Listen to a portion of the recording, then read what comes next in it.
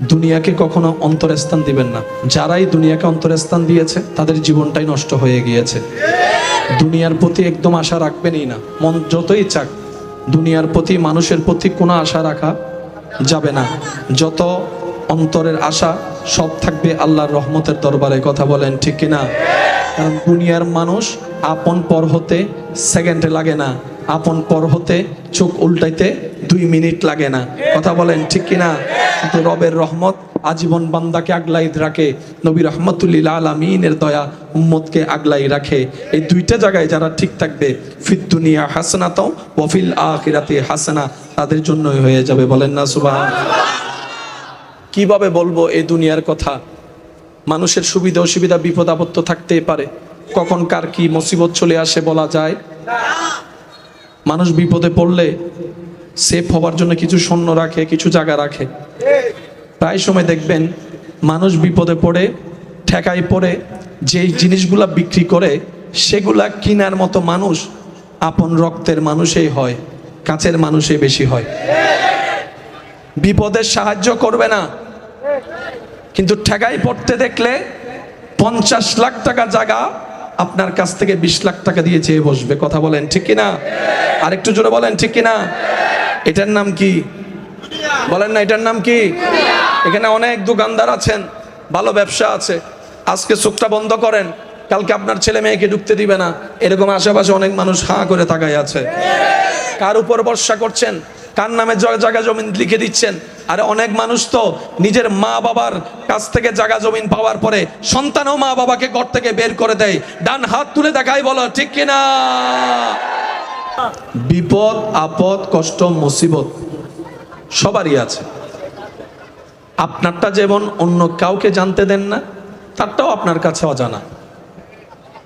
সবাই সবারটা গোপন রাখতে চায়, কিন্তু মুসিবত কষ্ট দুঃখ সবারই আছে, ভিন্ন ভিন্ন রকমের। কারো টাকা নিয়ে টেনশন, তো কারো শরীর নিয়ে টেনশন। আর যার মোটামুটি সব কিছু আছে, তার স্বামী নিয়ে টেনশন, নয়তো স্ত্রী নিয়ে টেনশন।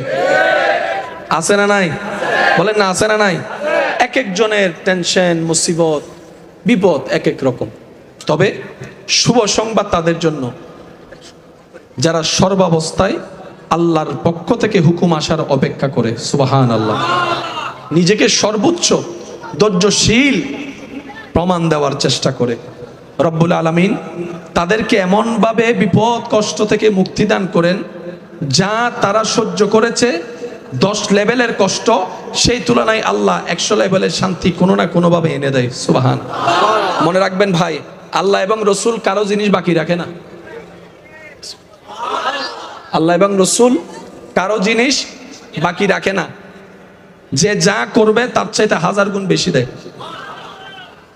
আপনি নবীর উপর দরুদ পড়বেন একবার, ফায়দা হবে অনেক রকমের। কেউ যদি কারো থেকে জীবন চলার পথে কিছু টাকা ঋণ করে থাকেন, অতি দ্রুত সেই ব্যক্তি চাওয়ার আগেই তার পাওনা তাকে বুঝাই দেন। যদি সেটা আপনার সামর্থ্যের বাহিরে হয়, তাহলে ওনার সাথে সাক্ষাৎ করে একটা সুলাহ করেন। আমি কি বুঝাতে পারছি কথা? কারণ হাজার ইবাদত নেকির পাল্লা ভারী করলেও অন্যের হকের এই জিনিসটা আমাদের জাহান্নামে যাওয়ার জন্য যথেষ্ট হয়ে যাবে। সেজন্য বান্দার হকের ব্যাপারে সবচাইতে বেশি মনোযোগ থাকার চেষ্টা করবেন। এই জবান যেন অন্যায়ভাবে কারো কষ্টের কারণ না হয়, এই হাত যেন কারো কষ্টের কারণে সাক্ষী না হয়। কারো অন্তরকে এমনভাবে আঘাত দেওয়া যাবে না যে সে অন্তরের কষ্ট সহ্য করতে না পেরে রবের দরবারে সিজদা দিয়ে চোখের পানি ফেলে ফেলে আপনার আমার বিপক্ষে নালিশ দিবে। ওই এক একটা ফোঁটা চোখের পানি আপনার আমার জন্য পাহাড় সম পরীক্ষা হয়ে চলে আসবে।